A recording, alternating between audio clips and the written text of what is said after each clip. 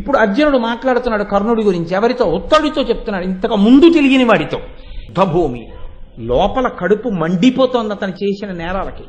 కానీ పరిచయం చేసేటప్పుడు యుద్ధభూమిలో ఎంత మర్యాదగా పరిచయం చేశాడో చూడండి. యోధాగ్రేసరుడిద్ధతేజుడు, ఇతను యుద్ధంలో అపారమైనటువంటి తేజస్సు కలిగిన వాడు, మహావీరుడు. రణోద్యాగానురక్తుండు, యుద్ధం చేయడంలో గొప్ప అనురక్తి కలిగిన వాడు, మంచి ఇష్టం ఉన్నవాడు తప్ప అమ్మ బాబోయ్ యుద్ధమా అనేవాడు కాడు. యుద్ధం అంటే మంచి ఉత్సాహం. దుస్సాధ ప్రక్రమ బాహువీర్యుడు, అపారమైనటువంటి బాహుబలము కలిగినటువంటి మహావీరుడు. కురుక్ష్మాపాల వల్లభ్య లక్ష్మీ ధామాత్ముడు, ఈ రాజ్యాన్ని ఏలేటటువంటి దుర్యోధన ప్రభువు యొక్క అత్యంత ఆంతరంగికమైనటువంటి ప్రేమ పొందిన స్నేహము కలిగినటువంటి స్నేహితుడు. కురుక్ష్మాపాల వల్లభ్య లక్ష్మీ ధామాత్ముడు, జామదగ్న కలిత శ్రేష్టాస్త్ర విద్యాఢ్యుడి రాధేయుండు. ఇతను జమదగ్నిపుత్రుడైనటువంటి పరశురాముడి దగ్గర అస్త్ర విద్యలన్నిటినీ కూడా తెలుసుకున్నటువంటి మహావీరుడు, సాక్షాత్ పరశురాముడికి శిష్యుడు. ఒక చీరికింగొనడు వీరవ్రాతమం పోరులను, ఒక పట్టాన యుద్ధాల్లో లొంగిపోయేవాడేం కాదు, మహాయోధుడు, అపారమైనటువంటి పరాక్రమశాలి. రథం కర్ణుడి దగ్గరికి ఎడుతోంది. శత్రుంతపుడు సంగ్రామజిత్తు, ఇందులో శత్రుంతపుడు కర్ణుడి యొక్క తమ్ముడు. ఆయన నా అన్నగారి మీద కడతామా అని అర్జునుడి మీదకి యుద్ధానికి వచ్చాడు. ఒక బల్లెం తీసి ఒక్క పోటు పొడిచి ఆయన్ని బాణం వేసి ఒకడిని చంపేశాడు. చంపేసి కర్ణుడికి ముందు రథాన్ని పెట్టాడు. పెట్టి కర్ణుడితో అంటున్నాడు, సభల పలుకుదీవు సరిలేరు నాకని ఇది రణంబు వచ్చే ఎల్లవారి కరుగవచ్చు దీన బెరచోట రజ్జైనా ఇట్లు పూరగింపునగునే ఇచట. నువ్వు సభలన్నిటిలో చెప్తుంటావు, అర్జునుడెత్తవాడు, నేను అలా చేస్తా ఇలా చేస్తా, అర్జునుడిని పడగొడతానని చెప్తావు. అక్కడ మాట్లాడుతుంటావు, ఇక్కడ మాట్లాడడానికి కుదరదు, చేతలలో చూపించు. నువ్వో నేనో ఎవరు మన ఇద్దరిలో శౌర్యం కలిగిన వాడో తేలిపోయే రోజు వచ్చింది. నీకు ధైర్యం ఉంటే నిలబడి నాతో యుద్ధం చెయ్యి అని. నువ్వు ఇవాళ ఏ ఫలితాన్ని అనుభవించబోతున్నావో తెలుసా? పలుకవచ్చుగాక పలికిన ఎట్టుల చెయ్యవచ్చు నిట్లు దాయా, దాయా అంటే ఓ శత్రువా అని. ఎందుబోయేటట్లు ద్రుపదపుత్రిక వరు పంపగాంచి తగిన ఫలమున కందుగాక. ఆనాడు ద్రౌపదీదేవి కురుసభలోకి వస్తే బంధకి పంచభర్తృక జుత్తు పట్టి ఈడ్చుకు రమ్మని చెప్పావు కదా. ఆవిడికి చీర విప్పుతుంటే పకపక పకపక నవ్వావు కదా. దుర్యోధనుడితోటి 5గురికి భార్య, నీకు కూడా భార్య అయితే తప్పేమిటి, పిలిచి తొడ మీద కూర్చోబెట్టుకొని చెప్పావు కదా. నువ్వన్న మాటలకి కదా దుర్యోధనుడు తొడలు చూపించాడు. నువ్వన్న మాటలు, నువ్వు చేసిన చేష్టితములు, ద్రౌపది పడిన బాధ ఉత్తినే పోతుందనుకుంటున్నావా? పరిగెత్తిస్తా యుద్ధభూమిలో చూడు ఇప్పుడు అన్నాడు. అంటే కర్ణుడు అన్నాడు, సమయంబు నడిపినను రాజ్యము భాగం వీరే ఎట్లునను ఆశ అరణ్యమున నివసించితివిగాక నిజమునకు నీ యందు ధైర్య సారము కలదే. ఏదో 12 ఏళ్ళ అరణ్యవాసం, 1 సంవత్సరం అజ్ఞాతవాసం కౌరవులు చెప్పినట్టుగా అక్కడ ఉండి తిరిగి వస్తే ఏదో మనకు కొంచెం రాజ్యం ఇస్తారన్న ఆశతో అరణ్యవాసం అజ్ఞాతవాసం చేశావు గాని నిజంగా నువ్వు అంత పెద్ద యుద్ధం చేయగలవా? నీకంత ధైర్యం ఉందా? మునినీవ చటన చట చేసిన బంటుతనంబులెల్ల చెప్పక విందున్ కనిన కదా నమ్ముదు అని అనుమానము నాకు నీ భయస్థితి కనుటన్. ఓ చాలా గొప్పవాడివి, అది చేసావు ఇది చేసావు, తపస్సు చేసావు, అస్త్రం పొందావు శస్త్రం పొందావు అని ఏదో చెప్తుంటారు అందరూ. కానీ లోకులు ఏదో మాట్లాడడం కాదు, నిజంగా నువ్వంత శౌర్యం ఉన్నవాడివేమో ఇవాళ యుద్ధంలో తేలాలి. కానీ నిన్ను చూస్తే నాకు అలా అనిపించట్లేదు. అంత తేజస్సు ఎక్కడుంది నీ దగ్గర? అంటే ఇంతకన్నా అన్యాయపు మాట ఇంకోటి లేదు. లోకమంతటికీ కనపడింది తేజస్సు, కర్ణుడికి కనపడలేదంటే తప్పు కర్ణుడిదా అర్జునుడిదా? అంటే ఎంత అర్థం పర్థం లేని మాటలు మాట్లాడతాడో చూడండి. కర్ణుడు అర్జునుడు యుద్ధాన్ని ప్రారంభం చేశారు. గరుడ పక్షి పాముల యొక్క సమూహం, పుట్టలోంచి బోలెడన్ని పాములు ఓ చోట చుట్టుకుని పడుకుని ఉన్నాయనుకోండి. ఆ పాముల మీదకి గరుడ పక్షే వస్తే ఎలా వచ్చి ఆక్రమిస్తుందో రెక్కలతో, అంటే అటు ఇటు వెళ్ళడానికి వీలు లేకుండా ఇలా రెక్కల మధ్య పెట్టి ముక్కుతో కొట్టి తింటుంది. అలా ఏకకాలమునందు కర్ణుడి యొక్క రథాన్ని, కర్ణుడి యొక్క గుర్రాల్ని, కర్ణుడి యొక్క సారథిని, కర్ణుడి యొక్క పతాకాన్ని, కర్ణుణ్ణి కూడా తన బాణ పరంపరల చేత కప్పేశాడు. కప్పేసి బాణ పంజరం మధ్యలో నిలబడిపోయేటట్టుగా చేశాడు. కర్ణుడెంతటి వాడంటే ఇంతటి బాణ పరంపరని బదలగొట్టి తన యొక్క బాణ పరంపర చేత అర్జునుడి రథాన్నంతటి కప్పేశాడు. చిత్రం ఏమిటంటే కర్ణుడు తన బాణ పరంపర చేత అర్జునుడి రథాన్ని కప్పేస్తే కౌరవ వీరులందరూ భేరీలు మోగిస్తున్నారు, జయనిర్ధానాలు చేస్తున్నారు, అరుస్తున్నారు. అర్జునుడు కర్ణుడిని కప్పేస్తే డీలా పడిపోయి నీరసపడిపోతున్నాడు.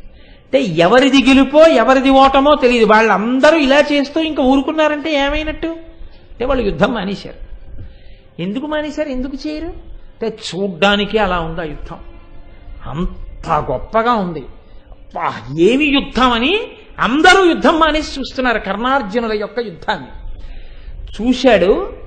చూసి ఏకకాలమునందు బాణప్రయోగం చేసి కర్ణుడి యొక్క రథాన్ని, సారథిని, గుర్రాల్ని, పతాకాన్ని అన్నిటినీ పడగొట్టాడు. ఒక్క దూకు దూకి కర్ణుడు భూమి మీద నిలబడ్డాడు. నిలబడగానే అప్పుడు ఆ కర్ణుడితోటి యుద్ధం చేస్తూ శిరము, లలాటంబును, గంధరమును, బాహువులు, ఉరము, దందరివ్రయ్యం గిరిపై పిడుగులు దొరగడు వరుసన ధృతదీప్త శాత భల్లములేశం. నిలబడినటువంటి ఆ కర్ణుడి మీదకి, తల మీదకి, నుదురు మీదకి, కంఠం మీదకి, గుండెల మీదకి, భుజాల మీదకి, పొట్ట మీదకి ఒక్కసారి ఆ బల్యాలన్నింటినీ కూడా రథంలోంచి తీసి కను తెరిచి కను మూసే లోపల బల్యముల యొక్క పరంపరని విసిరేశాడు. విసిరేసేటప్పటికి అవన్నీ శరీరంలో గుచ్చుకోవడంలో తిరిగి యుద్ధం చెయ్యలేక అర్జునుడితోటి అరిమురి సంగములెల్లను నురముగా ఇట్లడరు అర్జునుని అమ్ములకున్ వెరచరిచి సూతపుత్రుడు పరచ పొడమి యద్రువ మధ్యపతి శిశుడు ఆర్వన్. ఒక్కసారి ఆ యుద్ధ భూమిలోంచి విన్నిచ్చి ఇంకా అర్జునుడి ముందు నిలబడితే చంపేస్తాడని అదే పరుగు కింద యుద్ధ భూమిలోంచి వెనక్కి తిరిగి కర్ణుడు పారిపోయాడు. పారిపోతే ఆ కూర్చున్నటువంటి ఉత్తరుడు, రథానికి సారథ్యం చేస్తున్నవాడు చూసి, ఇంత గొప్పవాడంటాడు, ఇన్ని బీరాలు పలుకుతాడు, ఇంత యుద్ధం చేస్తానంటాడు, ఇటువంటి వాడు ఇలా పారిపోతున్నాడు అర్జునుడు బాణాలు వేస్తుంటేనని విడిచిపెట్టకుండా శర పరంపర ప్రయోగం చేస్తుంటే సైన్యం మీద, కర్ణ నిన్ను నమ్ముకున్నాం, నువ్వేమిటి అలా పారిపోతున్నావన్నా వినకుండా ఆగకుండా పారిపోతున్న కర్ణుణ్ణి చూసి పెద్ద కేకలేస్తూ ఉత్తర కుమారుడు నవ్వేట్టే. అదేమిటి అలా పారిపోతున్నావు కర్ణ నువ్వని. ఇంత భయంతో పారిపోతూ ఇప్పుడు ఇంకా ఎదురుగుండా దొరికేటటువంటి వాడు ఎవరుంటాడు? ఎదురుగుండా దొరికాడు దుర్యోధనుడు. కాబట్టి అన్నాడు, లోకంబుతోడివారుక మీకుంజనునయ్యా మగటికి మీ గురి కాదే నాకెడరైనా ఎడందగు చేకొని ఎది మీరు చక్క చేయుట ఎరయన్. ఎందుచేతనాలి ఈ మాటలు అంటే, అప్పటికి భీష్ముడి మీద ఆశ పెట్టుకుని ఉంది కౌరవ సైన్యం. ఆశ పెట్టుకుని ఉన్నటువంటి ఆ భీష్ముడు కూడా సారథి చేత పక్కకి తీసుకుని వెళ్ళిపోబడ్డాడు. అది కొంతవరకు దుర్యోధనుడికి పాఠం చెప్పాలని. ద్రోణుడు ఆక్రమింపబడ్డాడు, అశ్వత్థామ నిగ్రహింపబడ్డాడు, కృపాచార్యుడు ఎప్పుడో ఆయన చేత నిలువరింపబడ్డాడు. కాబట్టి ఇప్పుడు వీళ్ళెవ్వరూ కూడా ఆయనతో మళ్లీ తిరిగి యుద్ధానికి వెళ్ళడానికి సిద్ధంగా లేరు. భీష్ముడి రథం ఎప్పుడైతే సారథి తిప్పేసి తీసుకెళ్లిపోతున్నాడో ద్రోణుడు తిప్పి తీసుకెళ్లిపోవడం మొదలెట్టాడు. అశ్వత్థామ వెళ్ళిపోతున్నాడు, కృపాచార్యుడు వెళ్ళిపోతున్నాడు. ఇప్పుడు ఎవరు లేరు యుద్ధభూమిలో, యోధులందరూ వెళ్ళిపోతున్నారు. ఎదురుగుంటా దొరికినవాడు ఎవరు? ఒక్కడే రాజు. ఇక బతుకుతాడని నమ్మకమా మీకు దుర్యోధనుడు? ఇప్పుడు కర్ణుడు మళ్ళీ పరిగెత్తుకొచ్చి రథం ఎక్కి నేనున్నాను కదా అంటలేదు. వెళ్ళిపోతున్నటువంటి భీష్మద్రోణుల వంక చూసన్నాడు, కూడుముట్టె క్రీడి కురువంశమునకెల్ల మూలకందమీ నృపాలుడు ఇతని ఇచట కాచికొనుట ఎల్ల పౌరుషములు చేత నిలిచి లావు చేయవలయో. అయ్యో అయ్యో అయ్యో, అదేంటి మీ అందరు అలా వెళ్ళిపోతున్నారు? మనకందరికీ కౌరవుల వైపు మిగిలినటువంటి ఏకైక దిక్కు ఈ దుర్యోధనుడు. మీ అందరూ వెళ్ళిపోతే ఎగరేసుకుపోతాడు అర్జునుడు ఇన్ని. కాబట్టి అందరూ రండి, మనందరం కలిసి రాజును రక్షించుకుందాం అన్నాడు. ఏమన్నాడు యుద్ధం మొదట్లో? మీ అందరూ నిలబడి చూడండి, చేత కాకపోతే పశువుల వెంట వెళ్ళిపోండి, నేను చాలదా అన్నాడు. పారిపోయి వచ్చి ఇప్పుడు అంటున్నాడు, మీ అందరూ వెళ్ళిపోతే ఎలా, రండి రండి అన్నాడు. వాళ్ళు వెనక్కి తిరిగి చూశారు. అశ్వత్థామ మాత్రం చురకేశాడు, నీకు మేమెందుకు శకుని తెచ్చుకో, నీకు పనికొస్తాడన్నాడు అని. అందరూ వెళ్ళిపోతున్నారు యుద్ధభూమిలోంచి. వెళ్ళిపోతుంటే దుర్యోధనుడు చూశాడు, వచ్చేస్తున్నాడు అర్జునుడు ఒక పక్క నుంచి. ఏం యుద్ధం చేస్తాడు అర్జునుడితోటి? నేను వెనక్కి తిరిగి చూసి అన్నాడు వాళ్ళతోటి, లోకంబుతోడివారుగా మీకుంజనునయ్యా, లోకంలో ఉండే సామాన్యులతో మిమ్మల్ని కూడా కట్టడం తగుతుందా? ఇప్పుడు వచ్చింది బుద్ధి. మగటిమికిన్ కూరిగాదే నాకెడరైన ఎడందగజే కొని ఎది మీరు చక్క చేయుట ఎరయం. నాకింత ఆపదొచ్చి ఎదురుగుండా పార్థుడు వచ్చి నన్ను నిగ్రహించడానికి ప్రయత్నిస్తుంటే మీరు అలా వెళ్ళిపోవడం తగునా? మీ అందరూ వచ్చి నాకు బాసటగా నిలబడి నన్ను రక్షించద్దా అని అరిచాడు. అర్థమైందా ఇప్పుడు కర్ణుడిని ఎంత నమ్ముకోవచ్చో? కర్ణుడి మాటలు విని ద్రోణాచార్యుల వారిని యజ్ఞం చేసుకునే చోటకి వెళ్ళి అన్నాలు తినమని వెళ్ళి నెయ్యి తినమన్నావుగా. కృపాచార్యుణ్ణి పొమ్మని కర్ణుడే అంటే మిన్నకున్నావుగా. అశ్వత్థామని నువ్వెంతటి వాడి పశువుల వెంట పొమ్మంటే ఊరుకున్నావుగా.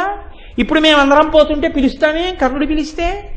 కర్ణుడి మాట నమ్ముకుని యుద్ధానికి ఎడితే నీ బతుకు ఎలా ఉంటుందో నీకు అర్థమైందా? నోటితో చెప్పారా, ప్రవర్తనతో చెప్పారా? పెద్దల జోలికి వెడితే వచ్చే ప్రారంధం అలా ఉంటుంది.